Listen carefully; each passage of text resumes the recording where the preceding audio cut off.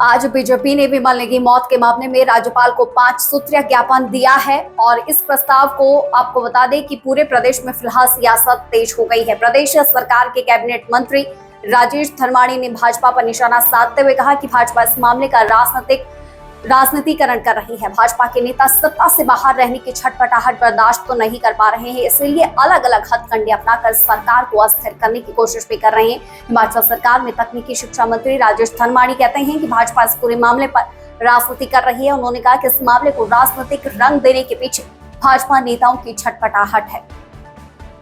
BJP ने पहले भी राज्यसभा चुनाव के दौरान सरकार को अस्थिर करने की कोशिश की थी, लेकिन सफलता नहीं मिली। प्रदेश की बुद्धिमान जनता ने दूरगामी प्रभाव को देखते हुए सरकार को दोबारा चुना। राजेश धर्माणी ने कहा कि मुख्यमंत्री भाजपा केवल सरकार को ही किसी न किसी तरह से अस्थिर करने का प्रयास कर रही है। भाजपा और भी राज्यों में मिशन लोटस करके सरकार को गिराने का काम किया है। भाजपा क्या करेगी और यही तो बोलेंगे, कुछ न कुछ तो उन्होंने बखेड़ा खड़ा करना है, लेकिन मकसद उनका एक ही है कि वो सत्ता से बाहर नहीं रह पा रहे हैं और तरह तरह के हथकंडे जो हैं सरकार को अस्थिर करने के लिए या अधिकारियों पर दबाव बनाने के लिए, लोगों को भ्रमित करने के लिए, ताकि जो हमारे विकास के कार्य हैं वो प्रभावित हो सकें, सरकार जो है सामान्य तरीके से काम ना कर सके।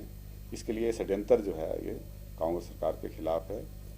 देश के कुछ और प्रदेशों के अंदर भी ऑपरेशन लोटस के नाम से कई सरकारें जो हैं गिराई हैं, लेकिन हम धन्यवाद करते हैं हिमाचल की बुद्धिमान जनता को कि जिन्होंने बहुत बड़ी दूरदर्शिता दिखाई और लोकसभा चुनाव साथ होने के बावजूद भी कई ऐसे विधानसभा क्षेत्र हैं जहां लोकसभा में तो भाजपा को लीड मिली, लेकिन उसी मतदाता ने जो है वो विधानसभा में कांग्रेस कैंडिडेट को जिताकर 6 सीटों पे जो है कांग्रेस को विजय दिलाई।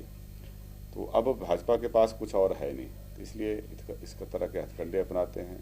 जो हमारे यहाँ से माननीय सांसद हैं, चाहे लोकसभा के हैं चाहे राज्यसभा के हैं, उनको हिमाचल की जनता ने जिम्मेदारी दी है कि वो हिमाचल का पक्ष जो है वो दिल्ली में रखें।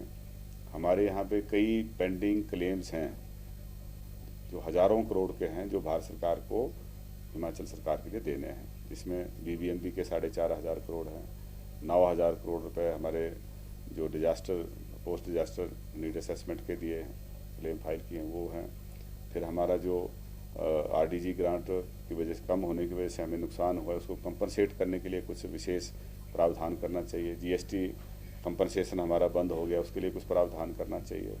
और हमारा हिमाचल प्रदेश जो है, जो अपने वनों को सुरक्षित रख के सिर्फ हिमाचल का भला नहीं उसमें होता, उसमें पूरी दुनिया का भला होता है, तो उसके लिए भी हमें जो है भारत सरकार को कंपनसेट करना चाहिए।